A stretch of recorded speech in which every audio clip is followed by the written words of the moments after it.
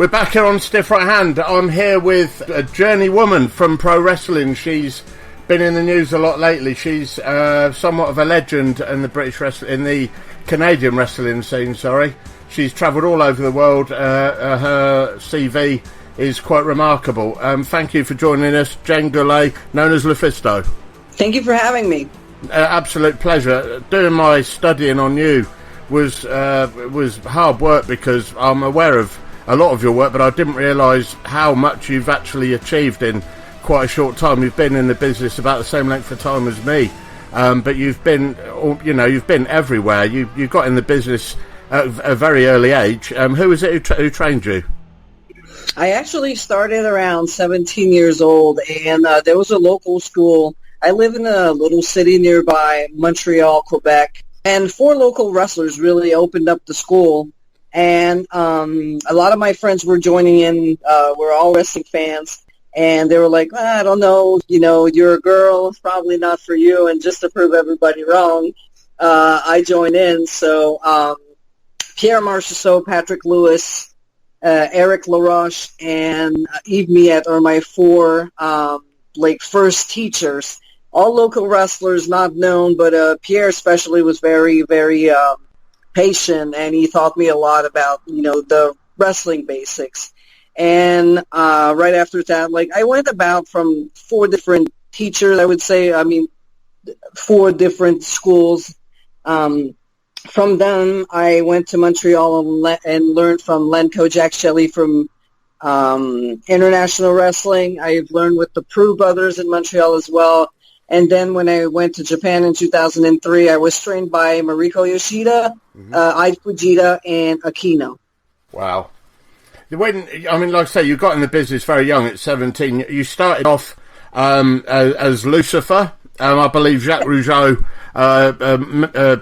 meddled with your name a little bit somewhat, but you decided to stick with it. When was it you started out with, because looking at your style, I've seen you when you came to the UK and you worked Destiny for at Bellatrix.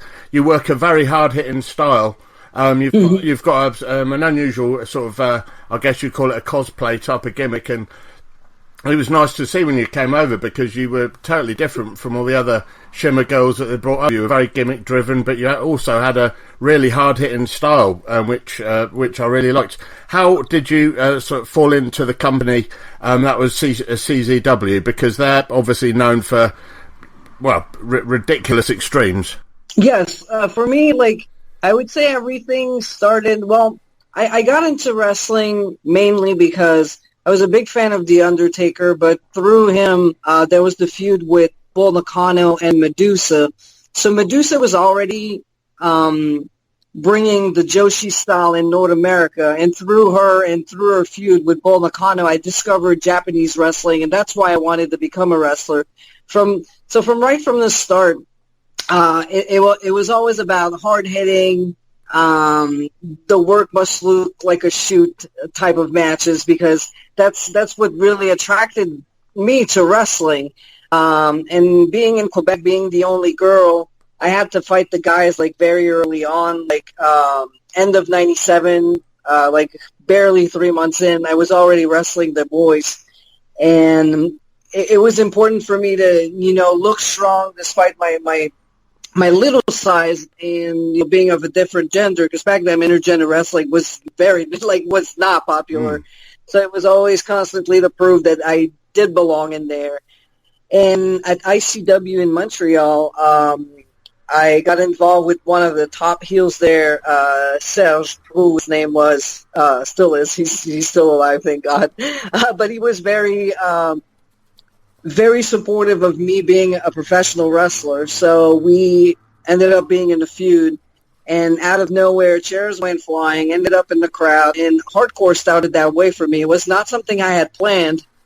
It just happened during a match. And then from that moment, I always wanted to do more, because people were telling me that was not for girls. I did not have to do that, should not do that. So every match, it was to push the limits even more, every single time, to prove people wrong. And from this experience and this mission, I could say, to prove people wrong, and my love for Japanese wrestling. That's why, like, I have that strong style, hard hitting, will take any kind of shots, wrestling style, because of all that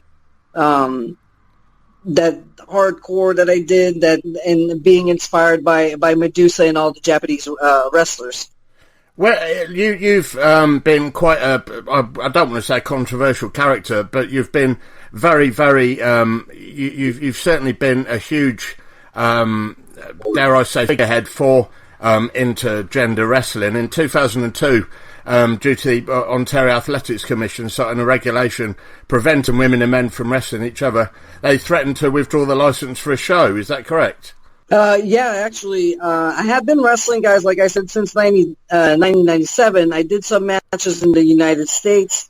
I was doing intergender, like, in Quebec as well, and in Ontario, but for some reason, a few, months, or I would say almost like a year or so after I started being very active on the Ontario scene against men, there was a complaint made, to one of the promotions I was working for. They had a show in Toronto where I was scheduled to be in the main event table death match, and of course I was the only woman involved. And somebody complained because there was a law back then that clearly said men and women cannot be in the ring at the same time. So they threatened the promotion to revoke their license and to give them a fine or all kinds of stuff like that if they did not remove me from the card or have me wrestle a girl. And back then, there was no other girls. Like, girl wrestlers were really, really hard to find in my area. And, like, mostly in Canada. Like, we were here and there. I think there was a girl or two in Vancouver, which is, like, 5-hour flight for me. And it was, like, really, really tough to find other women involved in the sports. So yeah, indeed, they applied the law, and I was banned to wrestle in the Toronto area, Ontario, the whole province. So I mean, on the west side. Mm-hmm. No, so I was just going to say you were doing this before it was anywhere near a big deal anywhere else. Oh my God, yeah, and it was, like I said, it was not popular because the main reason why I was doing it is because I didn't want to be a valet. I didn't want to be a manager. I really wanted to be a wrestler. And since there was not many women, that was my options. Like, I need to wrestle with the guys. I was already training with the guys. But wrestling in front of the public and go one-on-one with a man, a lot of people did not understand what was going on. People were like, you're promoting domestic violence. They didn't understand that it was more of I always compare it to superheroes. Like, if Batman can fight Catwoman and you don't have a problem with it, why do you have a problem with me? And I decided to sue the Athletic Commission through the human rights because they were preventing me from doing what I love because of my gender. And when I spoke to the human rights, they were like, oh, you totally have a case. You cannot stop somebody who's professionally trained in doing something, especially professionally trained in doing something because of their gender. So it took me 3 years, almost 4 years of bureaucracy, phone calls, lawyers going back and forth with the Athletic Commission to, remove the law that said men and women could not be in the ring at the same time. But it also took down the whole Athletic Commission when it comes to wrestling. Wrestling is not regulated anymore in Ontario since then. So wrestlers don't have to buy that. It was like $75 a year, like a license. Promoters always had trouble finding venues. They could not go anywhere they wanted. It was really complicated with insurances, and dealing with the commission was like terrible. So a lot of promotions were not able to survive. And now, because they're not regulating the sport anymore, then there's a lot more great wrestling promotions that are running in the province now. The thing that always strikes me, I mean, as a promoter, I promote intergender wrestling. My top draw is my wife, Scarlett. No one ever stops to to question, oh, you know, there's a chick in the ring getting put through tables, whatever, by guys. No one ever questions it. They just let the fantasy wash over them that it is intergender fight. They wouldn't question it any differently than they would if they're watching an Avengers movie. The thing I don't understand in this day and age, and I just wanted to pick your brains about it, is that we've come a long way in the wrestling business with you know, we're far more all-inclusive than we used to be. There's a lot of people in the business that probably should be the other side of the guardrails. At wrestling schools especially, there's certainly a welcoming of, you know, gay and trans wrestlers. But why is there still such toxic masculinity? You know, I desperately hate using that word because it gets thrown around all the time. Why is that there are people like Jim Cornette and people of that ilk and that era that are still so against it? It's really hard to say why. I think some people, they're like stuck to their values and they don't want things necessarily to evolve. Wrestling has evolved, and I mean the world has evolved as a whole, and wrestling's for everyone. Whether you're gay, trans, a woman, a man, a little bit of both, doesn't matter. Wrestling makes people happy. Wrestling fans, there's a lot of them that go to wrestling shows to forget about their day-to-day problems, their job. They just go out there, they scream, they're having fun. It entertains them. It makes them live like different emotions throughout the night. It's really hard to explain why. I would understand somebody who has been in the business and who's so attached to the way things used to be, because there's things in wrestling that I think should still be the same, meaning that I still believe that the best matches look like sports contests. I'm not a fan of something that's not that's too much of an entertainment show, that's not realistic, anything that has to do with, you know, teletransportation or all that kind of stuff. Even for me, is like, I'd rather have wrestling that looks like a sports contest. And maybe for some of these people, men and women in regular sports is not something usual, although lately we've seen a woman wrestler beat up guys in a tournament. Yes. So people are better trained today. So men or women, you know, if I always give the example that you don't accept a woman wrestling man, but you're okay with Rey Mysterio defeating the Big Show. Right. To me, it's exactly. To me, it's the exact same thing. There's a wrong way to do it. Not every intergender match is good. Not every intergender match looks realistic. Some of them are really bad. Same thing for hardcore, whatever. Some of them are really good. Some of them are really bad. Or regular wrestling. It's how you build up the match. So if you can accept Rey Mysterio and the Big Show, there's no way if a woman can go in there and be as good as the guys, hit as hard as the guys, and go toe-to-toe with the guys. There's no way why you should not accept that. So, yeah. I totally agree. I mean, like I said, I've been doing this, using this formula. Scarlett has come a long way. And she kind of works similar to yourself. She's very leady and stiff. I don't mean that in a derogatory way, but she hits fucking hard. And she gets over. She sells more merch than anyone else, and there's never any sexual content, anything of that sort there. No sleaze. But yeah, there's still some people, some old friends from when I lived in the States, old school promoters, who are still, they still make comments about some of the stuff that I'm doing, even though I'm drawing over 1,000 people. They still don't agree with it, and I find it a real bitter pill to swallow, and it does kind of piss me off, you know. So I can see where you're coming from there. You've been in the industry for 20 years now. You've done an awful lot. You've been responsible for a lot of industry firsts, including the first ever female CZW Man champion. Can you tell us about a few of your personal career highlights? I would say definitely my first male championship in '98 is won. In 2001, I won the main championship of an all-male promotion. I was a tag team champion with another guy against guys too in 2001 and 2003.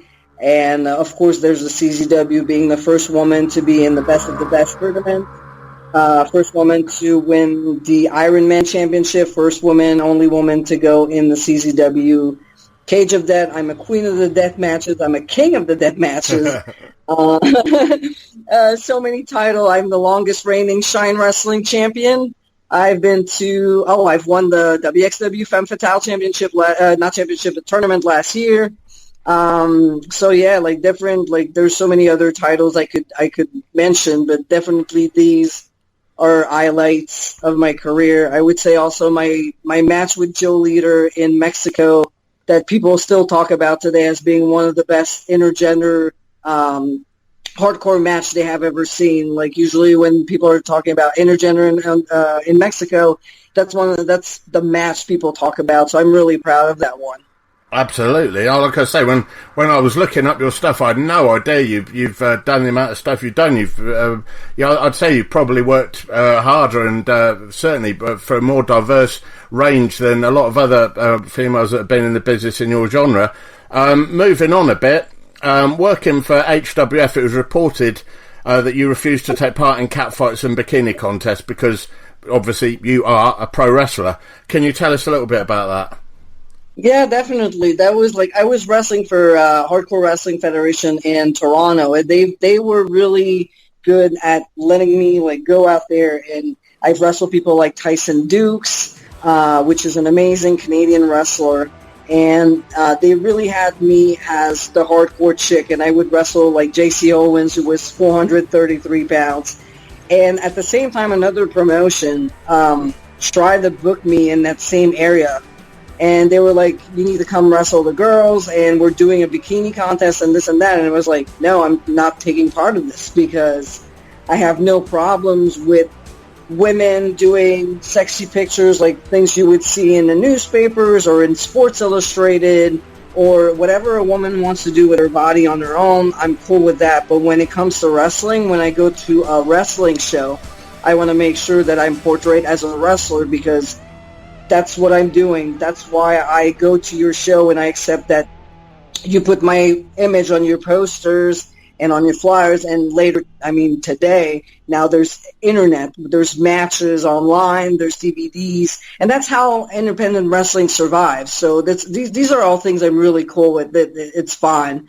But yeah, for me to go on a wrestling show and be anything else than a professional wrestlers, I've always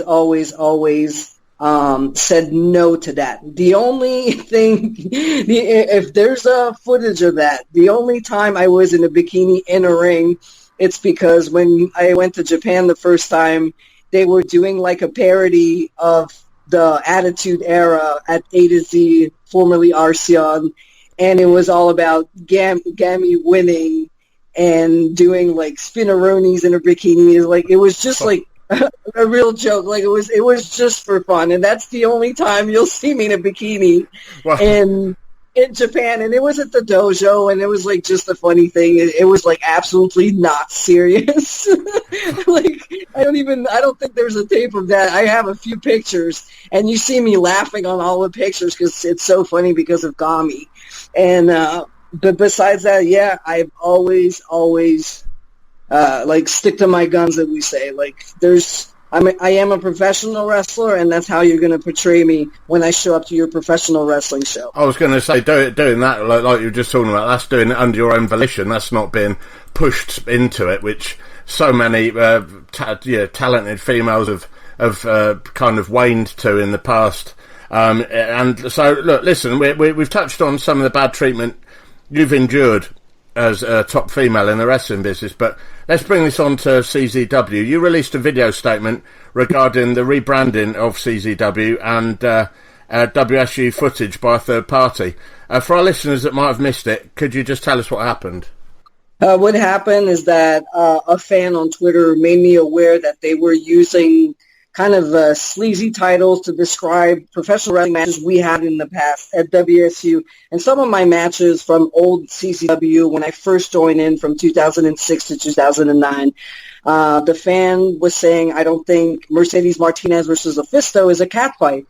And from then I started looking around what they were doing.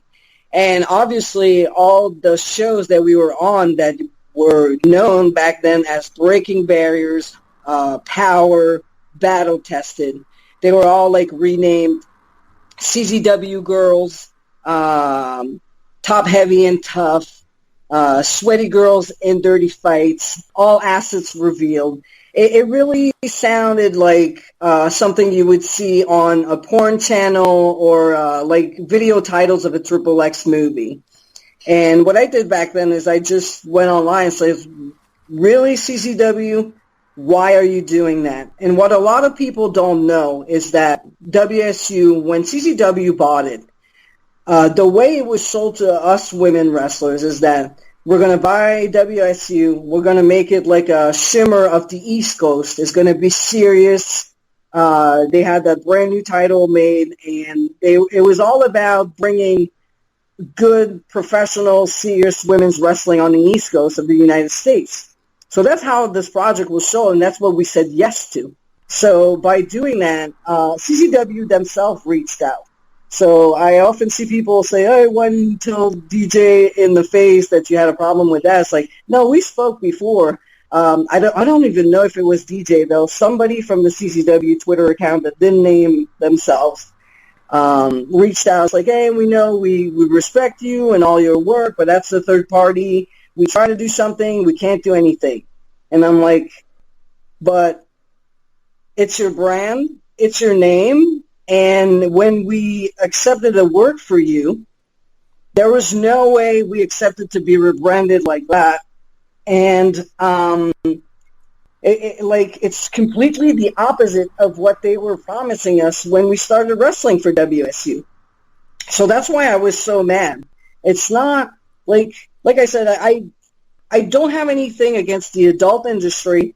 I think it's something useful, and I've worked myself. I have 2 degrees in multimedia design and graphic design, and I did edit porn for 4 years. So I have nothing against this industry. My main problem is that when we agreed to be on your tapes, and don't get me wrong, with being on the show, we know that there's going to be videos. We know that it's going to be released. We know that the promotion's going to make money out of it because that's the plan. You pass and you make your money back and you survive with the footage, which is absolutely fine. There's no problem with that. Whether you sell it to High Spot, Independent Wrestling Network, Title Match Network, whatever wrestling thing you're doing, it's fine. The problem here was that it was sold to a company that really advertises everything as niche products, fetishes, and they would actually use captures of her matches where we're bent over, her crotch is showing on a German suplex, just to get people to buy the product, like use a sexual way to sell something that is not sexual at all. And that's what my problem was. And they obviously didn't care. And my main thing was that I love CZW. This is where I grew, and John's ending to me will always be like a father figure. He believed in me when I did not, and when I started at CZW, I think he was seeing me just as the girl, and I don't think he cared that much. But then when he saw how hard I was working, I went from the girl or the whatever with tits and ass to his kid. He would call me kid.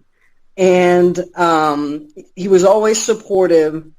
And here's a story. No, I didn't tell anybody. Best of the Best 2008. I was supposed to win that time, that tournament. Mm-hmm.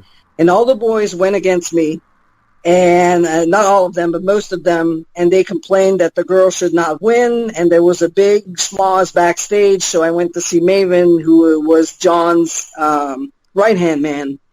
I said, you know what? I don't want to cause problems to John's or CZW argument. Never mind. You know what? I'm going to lose, even if you guys, I really appreciate that you wanted me to be over in that tournament. So I ended up losing in the second round against Chuck Taylor when I should have won. And I should have won the whole tournament. And at the end of the show, we all went in the ring, and it was time for people in the crowd to choose the People's Choice Award. And they picked me. Like, the crowd was so loud when they mentioned my name that I got another trophy for being People's Choice. And as I was walking backstage, John Zending was there right next to the ramp waiting for me. He grabbed me by the hand and he said, "Kid, I should have stuck to my guns because I knew you had to go over. I am sorry and I apologize. I was wrong today." So this is the relationship I had with John's Ending at CCW. I feel this place is where I grew, where I learned, where they took me seriously. I even was in the cage with Nick Gage, Lobo, and Zending himself, which, you know, is a really big thing for me. So for me to go out there and call CCW, it's not something that I did easily, even if, like, some people think it was, because I was calling out a promotion that is really dear to my heart, but I had to, because they wouldn't listen, and I wanted people to, and other promotions, and especially the other female wrestlers, to be aware of what was going on, what they were getting into. And, I mean, we've made so much progress in the past years, so much progress.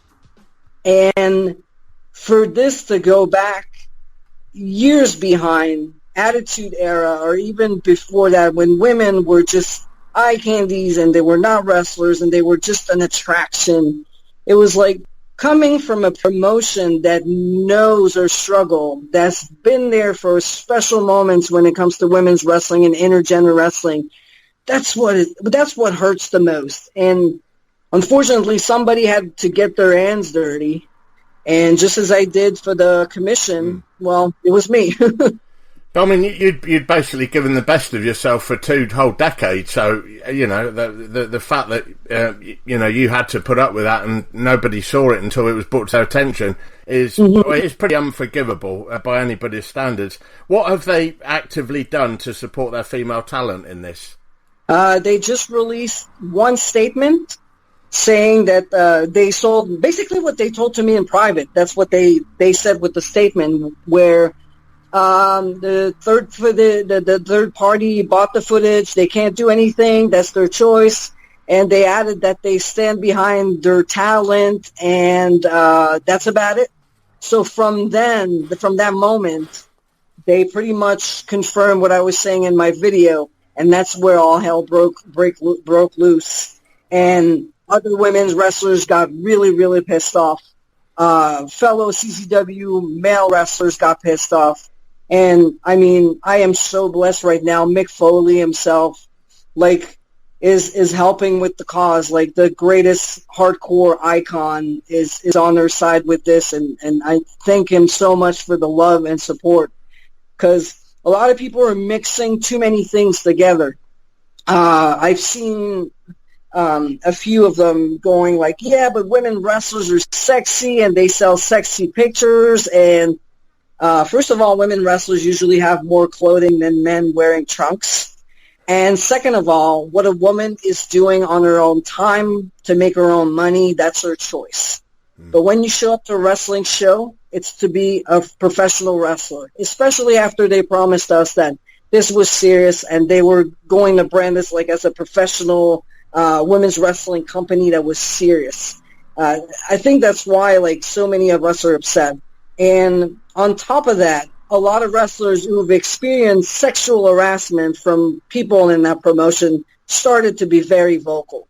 I knew about some of the stories, but not my story, and being I was a confidant to some of those girls, and they didn't want me to say anything because, of course, they were not ready, and it's very personal stories. So I didn't want to include them or talk about it myself because I felt it was not my role to, unless they would ask me to. But I've seen a lot of them now coming out and being very vocal about what happened to them.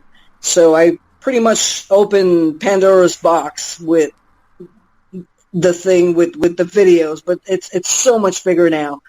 And like I said, the fact that people like Mick Foley and even Mikey Whipwreck and other like male wrestlers are being vocal about this and are helping us with the cause, so people can understand that this has nothing to do with being sexy or selling whatever, but it is a thing where women's wrestling right now, there's been such an evolution that starts from the independent women to the knockouts to now WWE, and to go back and being betrayed by a promotion you trusted, that's where the main problem is. Absolutely, I can't. Yeah, it's amazing. I mean, it's so impressive that you were the first one to do that. I'm still astonished that they went down that road with you, because it's not like you're wet behind the ears. You've been doing this a long fucking time. Mm-hmm. I mean, if they do that to you, they'll do that to anybody, and I'm sure. I just hope people learn from this and realise that there are people like you out there who will stand up for it, because there's so many people that would sell their own mother down the down the river just for a spot. So it's amazing that you've opened that up for other girls. We get a lot of listeners who are also in the business. Have you got any advice for women who are literally just getting started, and how to conduct themselves on social media to stop this sort of thing happening to other people down the line? I mean, when you're a woman in this business, it's going to be tough, because there's a lot of judgments. And I mean, as we're talking today, unfortunately, cyberbullying has taken Anna Kimura. Yeah. And it is heartbreaking, and it's something that should not be happening. Every time there's a woman going online expressing herself, and I know Kimberly was vocal about it when she told her story about the sexual harassment she suffered in CCW. People sent her death threats. I myself, with the video, was harassed nonstop. I'm still is actually, by a few people who go online, post my pictures, and just like every day, all day. It's been over close to a week now, over a week, still going nonstop, to the point where I tried to see with the authorities what I could do, and they're like, "Oh, it's internet. You haven't been harassed long enough for us to do something." People need to be accountable for what they're saying online. Words can kill, and there's proof today, unfortunately. And for those who haven't seen it, just go on Saraya Knight's Instagram and listen to the message she posted about cyberbullying and Kimura today. It is heartbreaking, and it shows you the heart of a mother. And Saraya Knight is one of the strongest people I've ever met. And you see her break down, because this is so close to home from her, with everything that happened with Paige. And people have to understand, and especially women wrestlers, when you're putting yourself out there in the public eye, you have to be smart about what you're saying, what you're doing, but especially try not to take so seriously what people are saying at you. And there's the block button, and report the bullies and expose them. Exposing them, like, trust me, there's so much support from fellow wrestlers and other fans. I didn't have to say anything to people who were bullying me, because my fans, and I love them for that, were like, they were defending me, and they knew that the stories that the other person was saying was not real, and everything was made up, and they would actually made up things just to look interesting. And I don't know, it's been quite an interesting, terrible, and great week at the same time. But I hope that what happened today will not. I hope she didn't die in vain, and it's gonna wake up people that words can kill, and you have to be smart about it. When it comes to social media, just be careful about what you say, what you do, and if somebody's harassing you, expose them. There's a limit to what human beings can take. Yes, we're wrestlers, but behind everybody's a human being, and we never know what a person is really going through on their day-to-day basis live. So be kind. You don't know someone else's story fully. I've been analyzed like crazy this week by people who have no clue who I am, never spoken to me. They didn't even like look online or research. They just like, oh, she's like this because this, and they were mixing up my they didn't even know my age right or anything. I was like, how the hell can you talk about me without even researching, or, hey, I'm available. I mean, everybody knows where to find me. But yeah, it's tough. You got to build your own turtle shell, if I could say, and just hide it once in a while and be a Ninja Turtle. and yeah. What do you think? What can male workers do to help support women in wrestling against this, if it ever does rear its head again, which it will? Definitely spread the word. Be supportive of your, women wrestlers, because we want to be your equals. We want to work with you, not against you.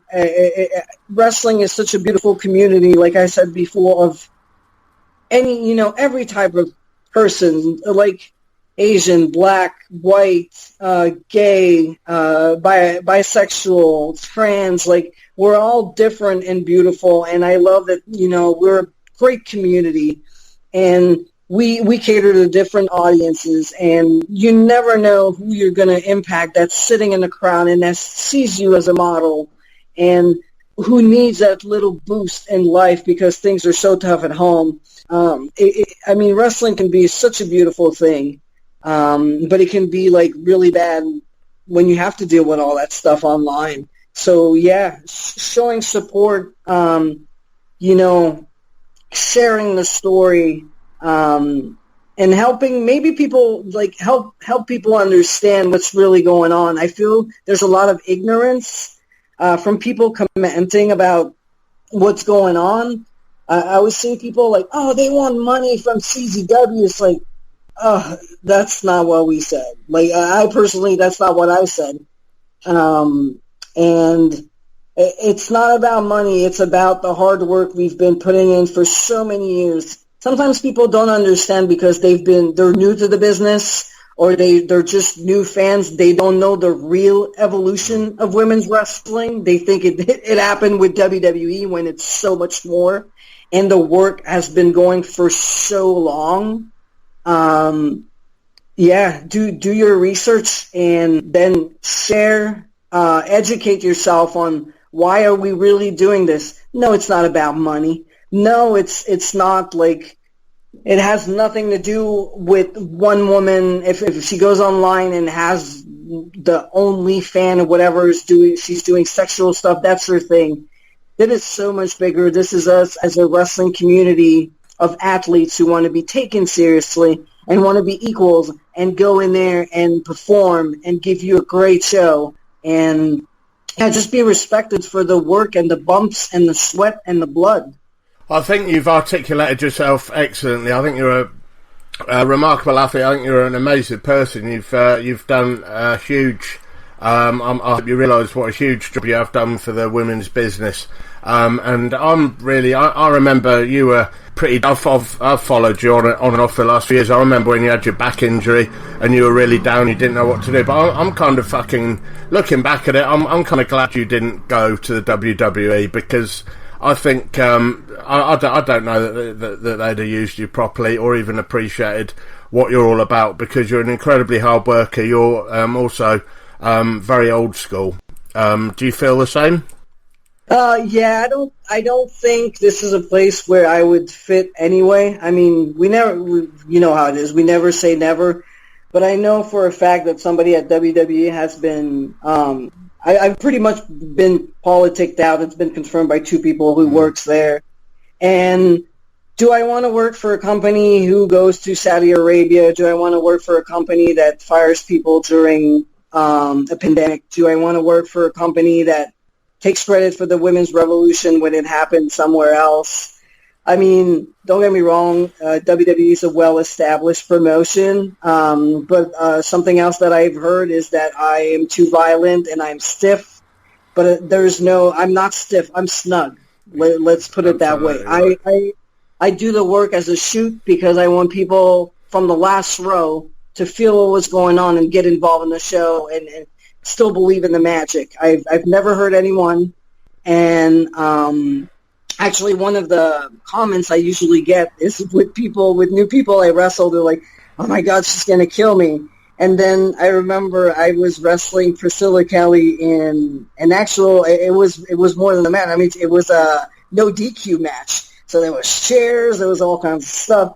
And she went backstage and she goes, "Oh my God, I've wrestled with all those things with you, and I've never felt so like not hurt."